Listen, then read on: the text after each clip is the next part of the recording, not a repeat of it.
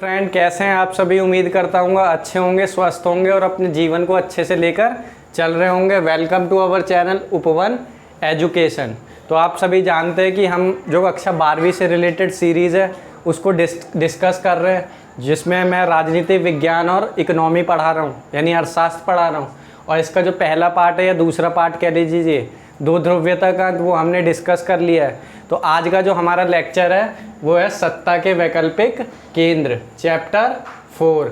Basically नई NCERT में chapter 2 दे रखा होगा आपको और ओल्ड एनसीईआरटी में चैप्टर 4 है। तो इन सब में कन्फ्यूज़न मत होना, ये सारी चीज़ें वही हैं, नई में नाम चेंज कर दिया है, सत्ता के समसामयिक केंद्र। तो ये सारी चीज़ें, और ये जो है इसका जो पहला पार्ट है मैंने डाल दिया हुआ है इस चैप्टर का, सत्ता के वैकल्पिक केंद्र का। तो पहला पार्ट आप लोगों से विनती है जाके पहला पार्ट देख लें, तब जाके दूसरा पार्ट क्या है आपको समझ में आएगा। देखो यहाँ पे लिखा है पार्ट 2, यानी पहला पार्ट हमने क्या कर दिया है, अपलोड कर दिया, जिसमें हमने यूरोपीय संघ के बारे में, यूरोपीय यूनियन के बारे में अच्छे से समझा कि कैसे बना वो। हमने देखा मार्शल योजना आया, इकोनॉमिक कम्युनिटी का गठन हो गया, और हमने ये भी देखा इकोनॉमिक परिषद भी बन गई। तो बहुत सारी चीज़ें हैं, कैसे यूरोपीय संघ धीरे धीरे क्या बनता चला गया, राजनीतिक स्वरूप से आर्थिक स्वरूप लेता चला गया। उसकी प्रकृति देखी हमने, उसकी मजबूती के आर्थिक, सैन्य, राजनीतिक, प्रौद्योगिकी उन्नति के जो जो कारण हैं वो सारे हमने डिस्कस किए। एक टॉपिक बच गया था क्या, यूरोपीय संघ में विवाद के क्या कारण है, उसको आज हम क्या कर लेंगे, डिस्कस कर लेंगे। और थोड़ा सा आसियान का भी आज चर्चा कर लेंगे, और इसके बाद वाला जो नेक्स्ट पार्ट आएगा उसमें पूरे अच्छे से क्या हो जाएगा, आसियान कंप्लीट कर लेंगे। और लेक्चर शुरू करने से पहले मैं आप सभी को मुबारक देना चाहता हूँ कि हमारे देश ने क्या किया है, चंद्रमा पर क्या किया है, चंद्रयान 3 का क्या हो गया, सक्सेसफुली टेस्ट हो गया है। जो चंद्रमा का दक्षिणी ध्रुव है वहाँ पर क्या है, इसरो के द्वारा, यानी इंडियन रिसर्च स्पेस ऑर्गेनाइजेशन के द्वारा जो चंद्रयान मिशन भेजा गया था वो क्या हो गया, सक्सेसफुल हो गया। तो आपको भी मुबारक और मुझे भी मुबारक, और इसरो को बहुत मुबारक जो हमारे दूसरे देशों में क्या है, हम लोग का नाम बढ़ा रहे हैं। खैर ये तो बात की बात है, अब चलते अपने टॉपिक की तरफ बिना टाइम वेस्ट किए। तो पहला टॉपिक है यूरोपीय संघ में विवाद के कारण। तो ये स्टार है ना, तो स्टार का मतलब है ये क्वेश्चन होगा, और ये जो नीले बाकी में है वो क्या है, आंसर है। तो यूरोपीय संघ में विवाद के कारण हमने देखा था, यूरोपीय संघ की मजबूती के क्या कारण थे, आर्थिक कारण, राजनीतिक कारण, सैन्य कारण, उसकी साइंस प्रौद्योगिकी के कारण, साइंस टेक्नोलॉजी उसकी कितनी अच्छी थी। तो ये सारी हमने चीज़ें देख ली थी। अब देखेंगे कि उसकी कमजोरी के क्या कारण हैं, क्योंकि हर व्यक्ति के कुछ ना कुछ क्या रहती है, कमजोरी रहती है। तो ये भी एक संगठन है जो, जैसा कि हम जानते हैं यूरोपीय संघ 1992 में बना था। 40-45 साल के प्रोसेस के बाद क्या यूरोपीय संघ बना था। तो बना था 1992 में, लेकिन फिर उसमें कुछ विवाद भी रहते हैं। यानी हमने देखा था कि पहले 28 सदस्य थे, जब ब्रिटेन क्या हो गया, एग्जिट हो गया। एग्जिट मतलब बाहर निकल गया यूरोपीय संघ से, तो उसको क्या बोला हमने, ब्रेग्जिट बोला। तो 2020 में बाहर निकल गया। तो अभी वर्तमान में कितने सदस्य हैं, तो कमेंट बॉक्स में आंसर करना, यूरोपीय संघ में वर्तमान में कितने सदस्य हैं। मैंने पहले लेक्चर में बताया, देख लेना जाके, और गूगल भी कर सकते हो। तो चलते हैं पहले क्वेश्चन की तरफ, यूरोपीय संघ में विवाद के कारण। तो ये क्वेश्चन होगा ऐसे, इसके बाद इसको क्या करना, ऐसे ही मत लिख देना, मैंने तो बोर्ड की सुविधा के हिसाब से इसको ऐसे लिख दिया हुआ है। आप लोग क्या करोगे, लिखोगे यूरोपीय संघ की स्थापना 1992 में हुई थी, और इसमें विवाद के कारण मुख्य हैं, 1 2 3 4 करके क्या कर दोगे, उसको फिर लिख दोगे, डिस्क्राइब कर दोगे। तो पहला क्या है, नए देशों को शामिल करना। इसका मतलब क्या है, यूरोपीय संघ में बहुत सारे नए नए देश भी शामिल हो रहे थे। जैसे कि आप जानते हो कि पहले यूरोप 2 भागों में बटा हुआ था, पश्चिमी यूरोप और पूर्वी यूरोप, शीत युद्ध के दौर में। तो इन सब में ज़्यादा घुसूंगा नहीं। तो इसका मतलब ये है कि नए नए देश क्या हो रहे थे, जब शामिल हो रहे थे, तो उस पर क्या आपस में उनमें क्या रहता था, तनाव रहता था, या उस मुद्दे पर क्या है, बातचीत बनती नहीं थी। जैसे कि एक एग्जाम्पल से समझिए, आप दो दोस्त हैं और आप दोनों कहीं घूमने जा रहे हैं, और आपका एक तीसरा फ्रेंड है। आपका मतलब आप में से किसी का तीसरा वो क्या है, फ्रेंड है। तो एक फ्रेंड, आप चाहते हैं कि वो मेरे साथ पार्टी में आए, लेकिन दूसरा चाहता है पार्टी में ना आए। वो बोलेगा या तो तू उसके साथ ही चले जाए या मैं ही तेरे साथ जाऊंगा। तो इसका मतलब क्या, आपस में क्या हो सकता है, विवाद हो सकता है। तो यही एक कारण रहा है क्या, कि नए देशों का शामिल होना, यानी नए नए देश जो शामिल हो रहे थे तो उनमें क्या था, आपस में विवाद था कि इस देश को शामिल करें, और कुछ बोल रहे थे इस देश को शामिल ना करें। दूसरा है विदेश नीति एवं रक्षा नीति पर विवाद। क्या है? रक्षा नीति और विदेश नीति पर विवाद। इसका मतलब क्या, हमने एक मजबूती के कारण में भी देखा था कि इनकी क्या थी, यूरोपीय संघ की क्या थी, अपनी क्या थी, मजबूती का एक कारण ये था उसका कि उसकी एक साझी विदेश नीति थी, सुरक्षा नीति थी कि हमें किस देश की मदद करनी चाहिए, किस देश की मदद नहीं करनी चाहिए, किस देश से हमें आवश्यकता पड़ेगी, किससे नहीं। तो एक साझी विदेश नीति होती थी। लेकिन बाद में धीरे धीरे क्या होने लगा, ये भी एक विवाद का मुद्दा बनने लगा कि विदेश नीति पर सभी जो 27 राष्ट्र हैं उनके मत क्या होने लगे, अलग होने लगे। एक एग्जाम्पल समझे, जैसे यूक्रेन संकट चल रहा है तो कुछ देश बोलेंगे नहीं, कि कुछ देश बोलेंगे हमें उसकी मदद नहीं करना चाहिए। जैसे अफगानिस्तान में भी चल रहा है, कुछ बोलेंगे लोग तालिबानी हैं, इसकी मदद हमें नहीं करनी चाहिए। लेकिन कुछ देश क्या बोलेंगे, नहीं हमें करना चाहिए, ह्यूमैनिटी के नाते, मानवता के नाते। तो इस कारण भी क्या है, आपस में क्या रहता था, विवाद रहता था। मैंने तो खाली मतलब मेन चीज़ लिखा, आप इसमें क्या करना, ऐसे करके लिखना, नए देशों को शामिल करना, ऐसे करना इसको। और यहाँ पे लिखना, यूरोपीय संघ में नए देशों को शामिल करने पर क्या था, आपस में विवाद रहता था। विदेश नीति एवं रक्षा नीति, फिर इसमें लिख दोगे कि इस पर भी साझी विदेश नीति नहीं बनती थी। जैसे आपके बुक में एग्जाम्पल भी दे रखा है, जब इराक पर अमेरिका ने हमला किया, इराक पर अमेरिका ने हमला किया था 2001 में। इराक पर अमेरिका ने जब हमला किया 2001 में, तो ब्रिटेन के जो प्रधानमंत्री थे उनका नाम था टोनी ब्लेयर। क्या नाम था? Tony Blair. उनने क्या बोला, अमेरिका ने जो हमला किया वो सही किया है, लेकिन उसके परंतु क्या हुआ, फ्रांस और जो जर्मनी थे वो उसके खिलाफ थे। उनने बोला इराक पर हमला नहीं करना चाहिए था। तो ये जो आपका बेसिकली ये वाला मैटर है, ये 3rd चैप्टर में था, जो समकालीन विश्व में अमेरिकी वर्चस्व, तो वो चैप्टर डिलीट कर दिया गया है।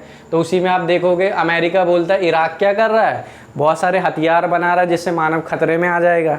लेकिन इराक वाले बोलते थे क्या, कि नहीं, अमेरिका ने इसलिए हमारे ऊपर हमला किया क्योंकि वो क्या करना चाहता था, हमारे खनिज संपदा को क्या करना चाहता था, लूटना चाहता था या उस पर कब्जा करना चाहता था। खैर उस पर नहीं जाना, बस सिंपल से समझना, विदेश नीति एवं रक्षा नीति पर विवाद रहता था। एग्जाम्पल में डाल दोगे, जब इराक पर 2001 में अमेरिका ने हमला किया तो ब्रिटेन के प्रधानमंत्री जो थे, यानी पीएम मतलब प्राइम मिनिस्टर, प्रधानमंत्री जो थे ब्रिटेन के, उनने क्या दिया, अमेरिका का साथ दिया, जबकि फ्रांस और जर्मनी क्या है, साथ नहीं दिया। और एक चीज़ और ध्यान रखना, वर्तमान में जो ब्रिटेन है ना, वो इसका सदस्य नहीं है, जैसे कि मैंने पहले ही बता दिया। उसके बाद है तीसरा आपका, नए देशों का अमेरिकी गठबंधन में शामिल होना।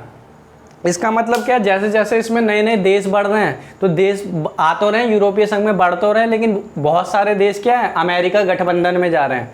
और अमेरिका का एक सैन्य गठबंधन है जिसका नाम क्या है, नाटो। तो मैंने बहुत बार बता रखा है, नाटो का मतलब क्या होता है, नॉर्थ अटलांटिक ट्रीटी ऑर्गेनाइजेशन। तो शॉर्ट में लिख दिया है मैंने, नॉर्थ अटलांटिक ट्रीटी ऑर्गेनाइजेशन। तो ये जो यूरोप के बहुत सारे देश थे वो मतलब कहीं ना कहीं नाराज़गी अपनी जाहिर कर रहे थे कि हमारा एक क्या है, अपना एक अलग संगठन है, यूरोपीय संघ हमने इसलिए बनाया ताकि हम यूरोप को आगे बढ़ा के लेके चलें। लेकिन आप सारे क्या हो, नाटो में शामिल हो रहे हो, तो इससे कहीं ना कहीं हमारा जो संगठन है वो क्या हो सकता है, कमज़ोर हो सकता है। लेकिन बहुत सारे देशों को फ़ायदा लग रहा होगा उसमें, तो वो लोग उसमें क्या हो रहे थे, शामिल हो रहे थे। और आप जानते होंगे जैसे नाटो अमेरिका का गठबंधन है, वैसे ही सोवियत संघ का कौन सा था, वार्सा पैकेट, वार्सा पैक बोल लीजिए, वार्सा संधि जो भी समझ लीजिए, वो किसका था, यूएसएसआर का था। फिर है यूरो, चौथा पॉइंट है यूरो को अपनाने पर मतभेद। इसका मतलब यूरोपीय संघ की अपनी क्या एक साझी मुद्रा थी। जैसा कि मैंने बताया था कि यूरोपीय संघ अपना संविधान तो नहीं बना पाया, लेकिन उसका अपना झंडा है, राष्ट्रगान है, स्थापना दिवस है, और साथ में साझी मुद्रा भी है, जिस मुद्रा को क्या बोलते हैं, यूरो। तो बहुत सारे देश ऐसे भी थे जो यूरो को अपनाना नहीं चाहते थे। तो इससे भी गड़बड़ होगा, जब पूरे संगठन मान रहे हैं 27 के 27 देश की, हमें क्या करना चाहिए, एक मुद्रा अपनानी चाहिए। उस पर सहमति भी बन रही है शुरुआत में, लेकिन बाद में धीरे धीरे बहुत सारे जो देश होते हैं वो यूरो को मानने से इनकार कर देते हैं। जैसे कि इसमें एग्जाम्पल भी दे रखा है आपको, डेनमार्क और स्वीडन ने यूरो को अपनाने से इनकार कर दिया। और आप जानते हैं जब ब्रिटेन था 2020 से पहले, तो ब्रिटेन की भी अपनी मुद्रा कौन सी थी, पाउंड थी। कौन सी थी, पाउंड। तो ब्रिटेन की भी अपनी मुद्रा रहती थी पाउंड, तो वो कहता था मैं यूरो नहीं अपनाऊंगा। तो ये सारी चीज़ें, तो ध्यान रखना ये ज़्यादा कोई रॉकेट साइंस नहीं है, सिंपल से समझना। यूरोपीय संघ में विवाद के क्या कारण रहे हैं? पहला, नए देशों का शामिल ना होना, यानी नए देशों को शामिल करना। दूसरा, विदेश नीति और रक्षा नीति पर विवाद। इराक ने जब हमला किया तो ब्रिटेन ने साथ दिया, लेकिन फ्रांस और जर्मनी ने साथ नहीं दिया। अमेरिकी गठबंधन में बहुत सारे शामिल हो रहे थे, नाटो। तो ये भी ध्यान रखना, इससे भी अनबन आ गई आपस में, मतलब विवाद हो गया। और यूरो को अपनाने पर क्या था? मतभेद था आपस में, और स्वीडन और डेनमार्क ने मानने से इनकार कर दिया। और ब्रिटेन जो था अपनी मुद्रा पाउंड को लेकर चल रहा था। तो ये हो गया हमारा पूरा का पूरा क्या, यूरोपीय संघ हमने अच्छे से डिस्क्राइब कर लिया। और कुछ चीज़ नहीं समझ में आती है तो उसको क्या करो, कमेंट बॉक्स में डालो, और चीज़ें क्या आएंगी, समझ में आने लगी। कुछ भी चीज़ें टफ नहीं होती और ना कुछ भी आसान होती है। It is you who makes anything tough or easy, it totally upon you. तो ये सब कुछ आप पे डिपेंड करता है, आप चीज़ों को सरल बनाते हैं, आसान बनाते हैं। तो ध्यान रखना, अंग्रेजी में एक प्रोवर्ब है, every man is the architecture of his और हर फ्यूचर। तो हर व्यक्ति अपने भाग्य का विधाता होता है। तो अगर आप पढ़ेंगे अच्छे से तो नंबर अच्छा आएगा, और नहीं पढ़ेंगे उतना बढ़िया तो नंबर भी उतना अच्छा नहीं आएगा। मेरे को भी कैमरे की आदत नहीं है, लेकिन फिर भी मैं प्रयास कर रहा हूँ ना। कैमरे देखते हो ना कि थोड़ी बहुत हेजिटेशन भी हो जाती है, लेकिन कोई नहीं, धीरे धीरे चीज़ें एक दिन क्या हो जाएंगी, अच्छी हो जाएंगी। तो इस उम्मीद में मैं भी पढ़ाता हूँ कि धीरे धीरे एक बार तो होंगी नहीं, थोड़ा बहुत तो दिक्कत रहेगा, लेकिन हाँ धीरे धीरे जब मैं प्रैक्टिस पे आ जाऊँगा अच्छे से तो बहुत अच्छा हो जाएगा। इसी तरीके से आप लोग भी जब पढ़ना अच्छे से स्टार्ट कर देंगे तो नंबर ऑटोमेटिक क्या आ जाएगा, अच्छा आ जाएगा। और बाकी तो टोटली आप पे अभी पढ़िए, अभी पढ़ोगे तो ये रहेगा कि अच्छे से चीज़ें याद रहेंगी। क्योंकि पेपर के टाइम पे जो हम पढ़ते हैं ना वो शॉर्ट टर्म नॉलेज होता है, उसी समय पढ़े, नंबर भी लिया, लेकिन भूल जाएंगे। लेकिन लॉन्ग टर्म प्रोसेस पढ़ोगे ना तो वो आपको हमेशा क्या रहेगा, याद रहेगा। हो सकता है फैक्ट भूल जाओ, लेकिन आपको जो उधर की कहानी है वो क्या रहेगी, याद रहेगी। इसलिए प्रयास करो अच्छे से पढ़ने का, और अभी से पढ़ो, और फर्स्ट टर्म का पेपर भी आने वाला होगा तो अच्छा होगा। तो अब हम आते हैं अपने दूसरे टॉपिक की तरफ, आसियान। जैसे यूरोप का एक क्या था, संगठन था। जैसे कि हमने पहले ही बताया कि सत्ता के वैकल्पिक केंद्र, यानी अमेरिका के अलावा कौन कौन से केंद्र उभर कर आ रहे थे, तो यूरोपीय संघ हमने डिस्कस कर लिया। वैसे एशिया के लिए एक संगठन बना था, कौन सा, आसियान संगठन। कौन सा, आसियान संगठन, जिसको आसियान जो था एक क्षेत्रीय संगठन था। जैसे यूरोप के लिए कौन सा संगठन था, यूरोपीय संघ, वैसे आसियान एशिया के लिए कौन सा था, आसियान। आसियान को कहते हैं, इसकी फुल फॉर्म ध्यान रखना, पेपर में पूछ लेगा, association for south east Asian nation. जैसे यहाँ पे लिखा भी है, association of south east Asian nation. इससे कर देता हूँ, हाईलाइट हो जाएगा थोड़ा। Association of south east Asian nation, यानी इसका मतलब क्या है, दक्षिण पूर्वी राष्ट्रों का संगठन। हिंदी में भी याद रखना, इंग्लिश में भी याद रखना, लेकिन इंग्लिश में आसानी से याद हो जाएगा, दोनों भाषाओं में याद होना चाहिए। और इंग्लिश में भी आप लिख सकते हो, कोई दिक्कत नहीं है, चीज़ों को इंग्लिश में भी लिख देना। आसियान का फुल फॉर्म पूछे क्या है, तो association of south east Asian nation, और हिंदी में दक्षिण पूर्व एशियाई राष्ट्रों का संगठन। आसियान की जो स्थापना हुई थी 1967 में हुई थी। कब हुई थी, 1967 में। तो मैं बता रहा था क्या कि इसकी स्थापना कब हुई थी, 1967 में, यानी 1967 में किसकी स्थापना हुई थी, आसियान की स्थापना हुई थी। और एक पूछेगा कैसे हुई थी आसियान की स्थापना, तो बैंकॉक घोषणा पत्र के माध्यम से क्या हुआ था, आसियान की स्थापना हुई थी। तो ध्यान रखना, फुल फॉर्म ध्यान रखना, फैक्चुअल इन्फॉर्मेशन में पूछ लेगा, और जो ऑब्जेक्टिव टाइप या टिक मार्क कह लीजिए उसमें आता है, उसमें पूछ लेगा कि आसियान की स्थापना कब हुई। तो आसियान की स्थापना 1967 में बैंकॉक घोषणा पत्र के माध्यम से हुई थी। और यूरोपीय संघ की कब हुई थी, बताना कमेंट बॉक्स में। और शुरुआत में जो थे आसियान की स्थापना जो की थी उसमें 5 सदस्य क्या थे, शामिल थे, जिसमें आपका हो गया Indonesia, Malaysia, Singapore, Philippines, Thailand. तो ध्यान रखना, ये यहाँ से पूछता है पेपर में कि आसियान की जो स्थापना हुई थी उसमें शुरुआती 5 सदस्य, या शुरुआती कितने सदस्य थे, तो 5 सदस्य थे। कौन कौन से थे? तो Indonesia, Malaysia, Philippine, Thailand, Singapore, ये सारे थे। लेकिन धीरे धीरे क्या है, समय के साथ साथ क्या हुआ, इसमें 5 सदस्य और जुड़ गए और वर्तमान में इसकी संख्या कितनी है? 10 सदस्य है। जैसे कि 5 और नए कौन से जुड़े? Brunei, Darussalam, Vietnam, Myanmar, Laos. तो नाम ध्यान रखना, नाम थोड़े से अजीब है लेकिन 1-2 बार पढ़ोगे तो क्या है, समझ में आ जाएगा। Brunei, Darussalam, Vietnam, Myanmar, Laos. तो वर्तमान में कितने सदस्य हो गए इसमें? वर्तमान में हो गए कितने? 10 सदस्य शामिल है। किसमें? आसियान में 10 सदस्य शामिल है। तो ध्यान रखना, ये फैक्चुअल था, उसको ध्यान रखना। ये पूछ सकता है पेपर में कि आसियान की स्थापना कब हुई, कैसे हुई, इसकी फुल फॉर्म क्या है। और ये बैंकॉक जो है ना, ये आपकी थाईलैंड की क्या है, राजधानी है क्या? बैंकॉक है। तो आते हैं अब अपने नेक्स्ट क्वेश्चन की तरफ कि आसियान की पृष्ठभूमि। आसियान की पृष्ठभूमि यानी आसियान किन स्थितियों में क्या हुआ, आसियान संगठन सामने आया या आसियान की स्थापना हुई। जैसे कि हमने देखा था यूरोपीय संघ की स्थापना कैसे हुई, क्या कारण रहे हैं उसके। तो आसियान की पृष्ठभूमि या आसियान की स्थापना कैसे हुई, उसके कारण क्या थे या उसका बैकग्राउंड क्या था, तो यहाँ पे हम समझने का क्या करते हैं, प्रयास करते हैं। तो आइए एक एक करके देखते हैं। आसियान की पृष्ठभूमि, या पूछे कि आसियान की स्थापना के क्या कारण रहे या कैसी परिस्थितियाँ रही थी। तो ये सारे जब पढ़ लोगे तो क्वेश्चन जब देखोगे तो खुद क्या कर दोगे, आंसर कर दोगे। तो ध्यान रखना, आसियान जो था एक क्षेत्रीय आर्थिक संगठन था। कैसा संगठन था? आर्थिक संगठन था। तो थोड़ा सा इंट्रोडक्टरी, कोई भी क्वेश्चन पूछे ना 4 नंबर 6 नंबर में, तो क्या करना है कि सीधा क्वेश्चन को स्टार्ट नहीं करना, थोड़ा सा इंट्रोडक्शन दे देना है। जैसे आसियान की पृष्ठभूमि पूछ रहा है, लेकिन फिर भी हम क्या थोड़ा बता देंगे कि आसियान की जो स्थापना थी 1967 में हुई थी। और आसियान जो है क्षेत्रीय आर्थिक क्या है, संगठन है। और इसकी पृष्ठभूमि या इसके जो स्थापना है उसके कारण क्या है, निम्नलिखित हैं। और थोड़ा सा बैकग्राउंड नॉइस आएगा तो उसको क्या करना, थोड़ा सा इग्नोर करने का क्या करना, प्रयास करना। जैसा कि पहला कारण है उपनिवेशवाद। तो पहला कारण क्या है, उपनिवेशवाद। पहले शब्दों को समझने का प्रयास करना, रटने का प्रयास बिल्कुल भी मत करना।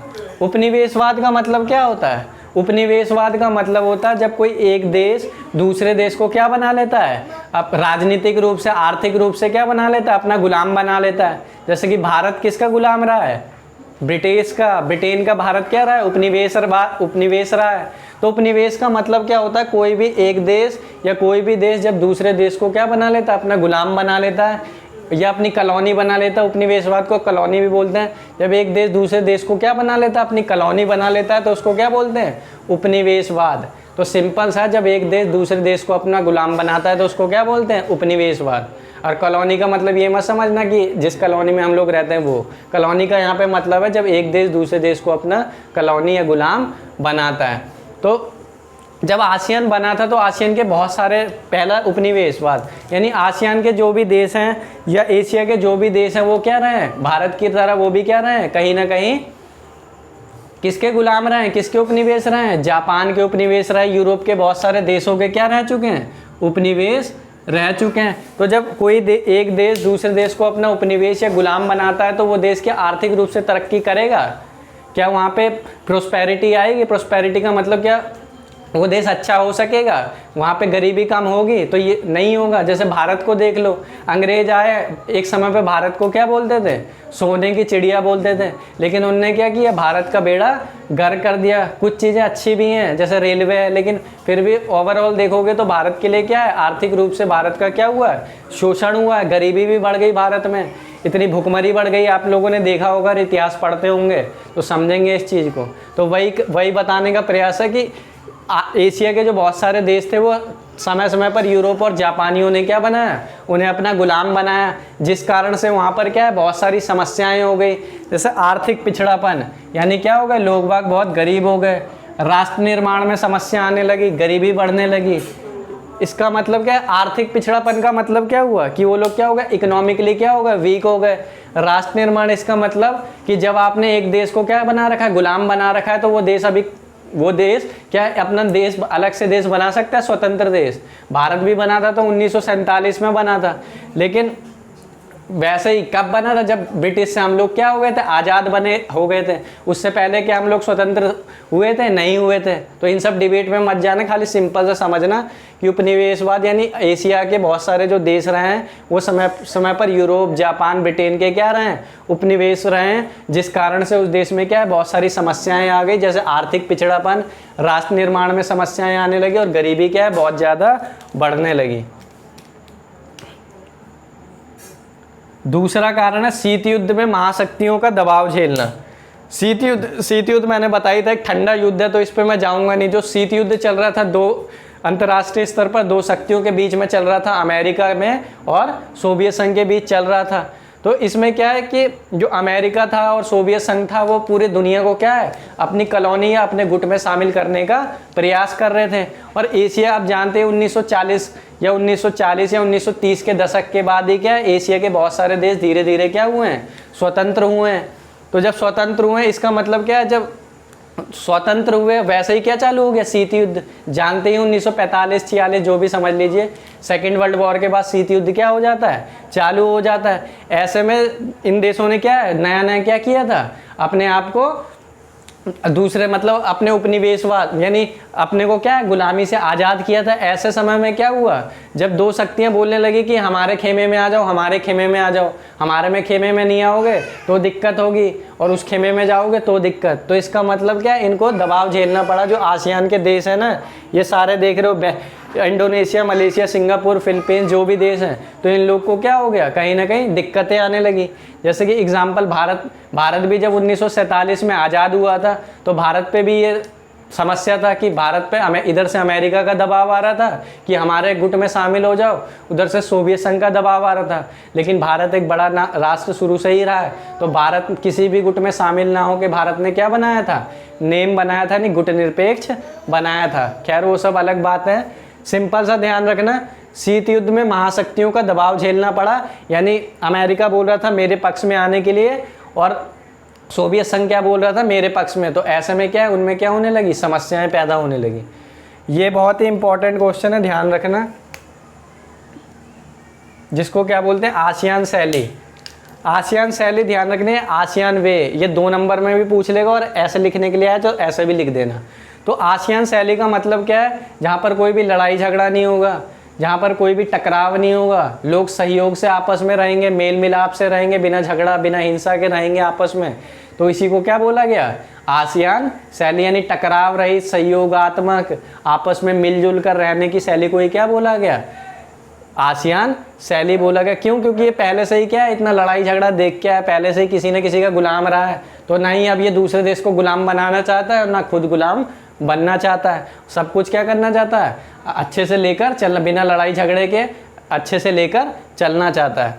तो ध्यान रखना, आसियान शैली का मतलब क्या, लिखना इसी अंदाज में, अनौपचारिक, टकराव रहित, सहयोगात्मक, मेल मिलाप की शैली को ही क्या बोला गया, आसियान शैली। जब इनने देखा यूरोप के देश सारे क्या आ रहे हैं, साथ में आ रहे हैं, तो कहीं ना कहीं उसने यूरोप को देखा देखी कह लीजिए, कोई अच्छा करता है तो अच्छी चीज़ें अडॉप्ट करते हैं। जैसे कि भारत के संविधान में भी बहुत सारी चीज़ें क्या है दूसरे देशों से ली गई हैं, वैसे ही आसियान शैली भी क्या है, इन लोगों ने देखा यूरोपीय संघ तो नहीं बना था, लेकिन यूरोप के देश क्या हो रहे थे, आर्थिक रूप से मजबूत हो रहे थे, क्योंकि वहाँ पे लड़ाई झगड़ा कम हो गया था। तो इसी को सीखते हुए आसियान शैली को अपनाया गया, जिसको क्या बोला जाता है, अनौपचारिक, टकराव रहित, सहयोगात्मक और मेल मिलाप के तरीके को क्या बोलते हैं, आसियान शैली बोलते हैं। तो ये तीसरा हो गया। चौथा है राष्ट्र सार्वभौमिकता को क्या देना, बढ़ावा देना। राष्ट्र सार्वभौमिकता को बढ़ावा देना, इसका मतलब क्या है, सभी को, जो भी देश है, हर देश में क्या है, लोगों को वोट डालने का अधिकार देना चाहिए। ऐसा नहीं है लिंग के आधार पर, जाति के आधार पर, भाषा के आधार पर। देख लीजिए बहुत सारे देशों में पहले क्या होता था, जो पढ़े लिखे लोग होते थे, एलिट क्लास के लोग होते थे, यानी कि जो पैसे वाले लोग होते थे, उन्हीं को वोट डालने का अधिकार होता था, गरीबों को नहीं होता था, महिलाओं को नहीं होता था, छोटी जाति को नहीं होता था। तो इसका मतलब क्या है, लेकिन धीरे धीरे क्या है, समय परिवर्तन हुआ, तो हर देश में कहीं ना कहीं अब क्या है, वोट हर देश में नहीं लेकिन मोस्टली देश में क्या है, जो 18 वर्ष, हर देश की अलग अलग उम्र से हो सकती है, तो 18 वर्ष जैसे भारत में पहले 21 थी, अब 18 वर्ष से जो भी ऊपर का है उसको क्या है, वोट डालने का अधिकार है, तो उससे कोई भी भेदभाव नहीं किया जाएगा। तो यहाँ पर भी ये था राष्ट्र सार्वभौमिकता, यानी सभी को, जो एक निश्चित क्या है, आयु प्राप्त कर चुके हैं उनको क्या मिलना चाहिए, वोट डालने का अधिकार मिलना चाहिए। तो ये सारी चीज़ें, ये बस एक बार पढ़ लेना, इसके आगे जो मैं पढ़ाऊंगा तो ये चीज़ें और अच्छे से क्या आ जाएंगी, समझ में आ जाएगा। तो ध्यान रखना, आसियान की पृष्ठभूमि में क्या है, उपनिवेशवाद, शीत युद्ध, महाशक्तियों का दबाव झेलना पड़ा, आसियान शैली, राष्ट्र सार्वभौमिकता को बढ़ावा। मैंने सिर्फ पॉइंट लिखा है, इसके अंदर ऐसे ही लिखना, थोड़ा थोड़ा क्या कर दोगे, लिख दोगे तो नंबर क्या आएगा, अच्छा आएगा। और आसियान के बारे में कभी भी लिखने के लिए है 6 नंबर में, 4 नंबर में, तो क्या करना, भारत का नक्शा बना देना। और यहाँ पे जैसे मैंने खाली एक ऐसे ही बता दिया है हिंट के लिए कि कैसे करना है, मैप पे मत जाना क्योंकि चित्रकार नहीं हूँ, तो मेरी मैप मतलब ड्राइंग वैसे ही ख़राब है, तो ड्राइंग पे मत जाना।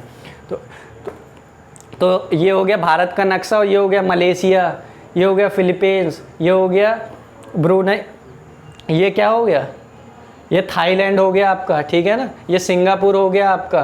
तो ये सारी चीज़ें ऐसे क्या कर लोगे, देख लोगे। ये ब्रूनेई है जो मैंने शॉर्ट में लिख दिया, और ये मैप भी मैं इसका पढ़ाऊंगा कि मैप से भी पिछले बार क्या है क्वेश्चन पूछा गया, तो मैप भी मैं पढ़ाऊंगा। और मैं हट जा रहा हूँ, एक बार क्या कर लेना आप सभी, इसका क्या कर लेना, स्क्रीनशॉट ले लेना। ये मिटा देता हूँ जो मैंने एक्स्ट्रा चीज़ें लिखी हैं।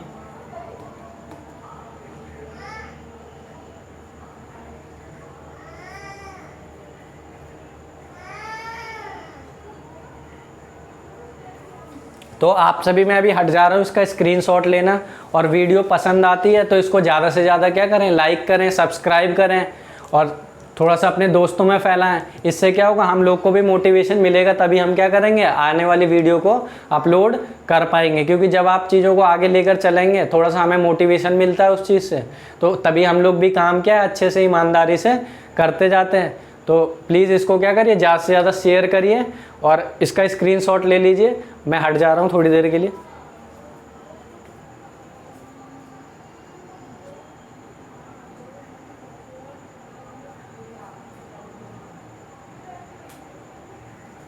उम्मीद करता हूँ आपने स्क्रीनशॉट ले लिया होगा। और इतिहास का जो आपका 2 चैप्टर कंप्लीट हो गए, जो पहली वाली बुक के हैं एंशिएंट हिस्ट्री के, प्राचीन इतिहास के, उसको हमने क्या कर दिया है, कवर कर दिया। पॉलिटिकल साइंस भी दूसरा चैप्टर क्या हो जाएगा आपका, 1 या 2 पार्ट में क्या हो जाएगा, 2 पार्ट हो गए, 2 पार्ट और लगेंगे, 2 पार्ट में क्या हो जाएगा, ये चैप्टर कंप्लीट हो जाएगा।